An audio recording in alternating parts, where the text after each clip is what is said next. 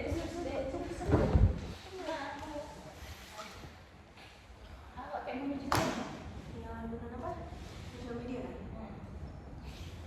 selamat pagi teman-teman semuanya. Pagi. Jadi adapun kita berkumpul pada pagi hari ini, kita akan melakukan tag video sebagai tugas akhir kita dari mata kuliah praktikum bimbingan dan konseling kelompok dengan Ibu Rahmayani sebagai dosen pengampunya. Baik, sebelum kita melakukan tag video, akan lebih baik terlebih dahulu kalau kita membukanya dengan berdoa. Di sini saya akan membawakan doa dalam agama Kristen. Teman-teman yang beragama lain mohon dapat menyesuaikan. Mari kita bersatu di dalam doa. Terima kasih Tuhan Allah Bapa atas segala penyertaan dan berkat-Mu di mana pagi hari ini kami bisa berkumpul di tempat ini dalam keadaan sehat.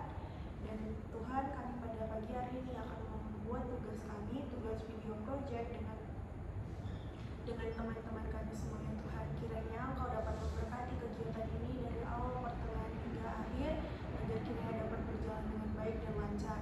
Ya Tuhan Allah Bapa, kiranya Engkau juga memberkati kami agar kiranya apapun yang kami bahas dalam video ini dapat menjadi bekal kami untuk di kemudian hari dan dapat berguna bagi kami. Terima kasih Tuhan Allah Bapa. Inilah doa yang kami sampaikan kepada Anakmu Yesus Kristus Tuhan yang kudus. Haleluya, amin.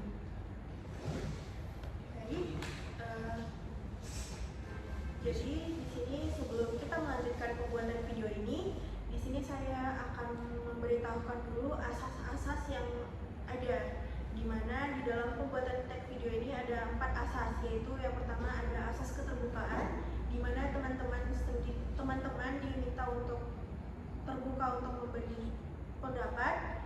Yang kedua ada asas kesukarelaan, di mana teman-teman secara sukarela untuk memberikan pendapatnya. Ada asas kenormatifan, di mana apapun yang akan kita lakukan dalam video kita ini sesuai dengan norma yang berlaku. Kemudian ada asas kerahasiaan, di mana video yang akan kita bahas ini hanya dari kita dan untuk kita saja. Selanjutnya, adapun teknik atau penggunaan dalam video kita kali ini adalah menggunakan teknik brainstorming, yaitu curah pendapat, di mana teman-teman semua diminta untuk mencurahkan pendapatnya sesuai dengan tema yang akan kita bahas. Dan adapun yang menjadi 4 peraturan dasar dari teknik brainstorming adalah tidak ada kritik atau penilaian, di mana dalam sesi brainstorming tidak ada kritik atau penilaian terhadap ide-ide yang dihasilkan. Semua ide diterima dan dihargai tanpa memandang kebenaran ataupun kesalahan. Yang kedua itu adalah semua ide diterima, di mana semua ide yang dihasilkan dalam sesi brainstorming diterima dan dicatat tanpa memandang seberapa tidak biasa atau tidak realistis ide tersebut. Yang ketiga ada fokus pada kuantitas, di mana tujuan dari brainstorming adalah untuk menghasilkan sebanyak mungkin ide, bukan untuk menghasilkan ide yang sempurna. Semakin banyak ide yang dihasilkan, semakin besar kemungkinan untuk menemukan solusi yang baik. Dan yang keempat adalah untuk membangun ide, di mana dalam sesi brainstorming peserta dapat membangun ide-ide yang telah dihasilkan oleh orang lain sehingga menghasilkan ide-ide yang lebih baik dan lebih kreatif. Selanjutnya saya akan menyampaikan tahap pelaksanaannya, di mana adapun yang menjadi tahap pelaksanaan dari kegiatan kita hari ini adalah semua teman-teman boleh memberikan pendapat. Apabila ada yang bersamaan saat memberikan pendapat, silahkan berdiskusi untuk siapa yang duluan memberikan pendapat. Kemudian semua pendapat itu tidak ada yang salah, di mana semua pendapat itu adalah benar. Selanjutnya, sebelum kita melanjutkan ke topik utama, di sini kita akan melakukan ice breaking terlebih dahulu. Di mana gamenya ini adalah kita akan memberitahukan kebiasaan buruk. Dan adapun tahap pelaksananya adalah kita harus menyebutkan nama terlebih dahulu, kemudian menyebutkan kebiasaan buruk yang harus kita rubah. Boleh dimulai dari saya, nanti ke sebelah kanan sampai semuanya berakhir.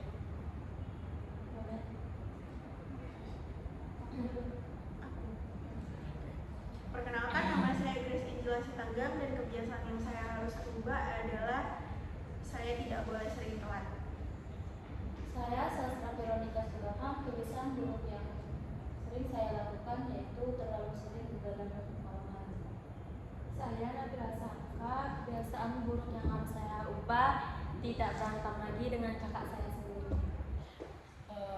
Kebiasaan saya berusaha berubah ialah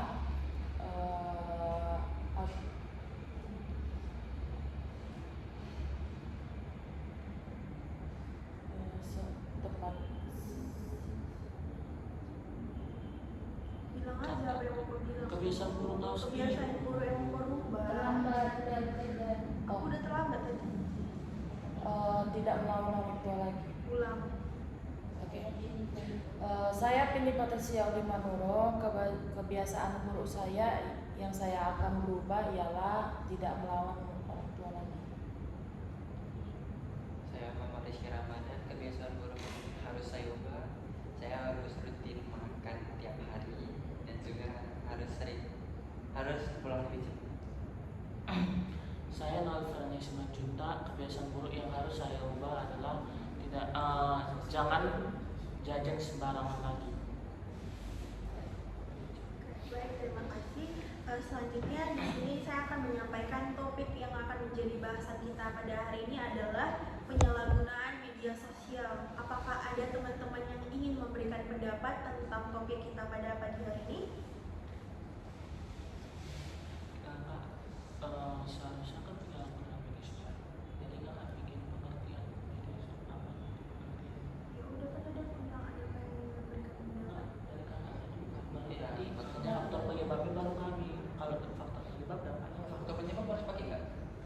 sebenarnya lebih ke intinya sih kalau faktor penyebabnya mungkin Nggak, kalau misalnya nggak pakai langsung ke materi ini aja. Kayak menurut saya media sosial itu sangat bagus kayak gini karena media sosial itu gini. Terus nanti yang kontra nanti baru membantah. Menurut saya enggak, karena media sosial itu gini. Langsung gitu. iya berarti kakak ingin nanya apakah ada pendapat tentang penyalahgunaan media sosial. Oh, berarti aku nyampein pengertiannya dulu Iya ya. pengertian dulu baru tanya Tapi dengan pendapatnya.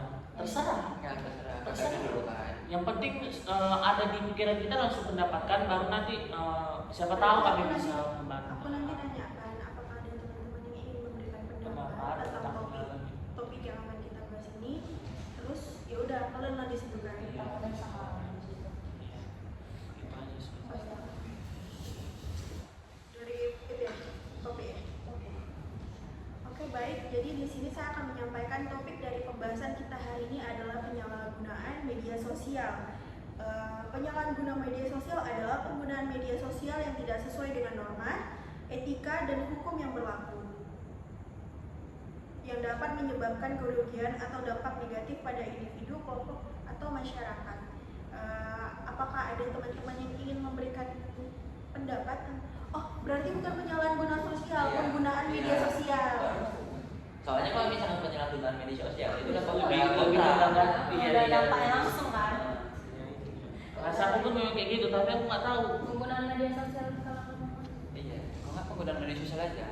penggunaan media Media sosial. sosial ini penggunaan ini cuma ada. Kalau bagi remaja, khusus remaja aja sedikit nanti pro kontra. Semua ada yang bilang lah media sosial berhubungan. Bisa nggak tahu kalau nanti jadinya gimana? Nggak bisa memang. Berarti aku sendiri.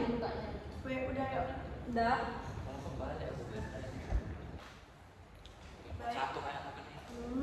Oh sorry. Baik, jadi di sini saya akan menyampaikan dari topik yang akan kita bahas pada pagi hari ini adalah penggunaan media sosial. Penggunaan media sosial adalah aktivitas yang menggunakan platform media sosial untuk berinteraksi, berbagi informasi, dan membangun hubungan dengan orang lain baik secara personal maupun profesional. Penggunaan media sosial sendiri dapat meliputi berbagi konten seperti teks dan gambar, video atau audio, berinteraksi dengan orang lain melalui komentar, pesan atau obrolan, membangun jaringan profesional ataupun sosial, mencari informasi atau berita, dan mempromosikan produk atau jasa. Apakah ada teman-teman yang ingin memberikan pendapat tentang topik yang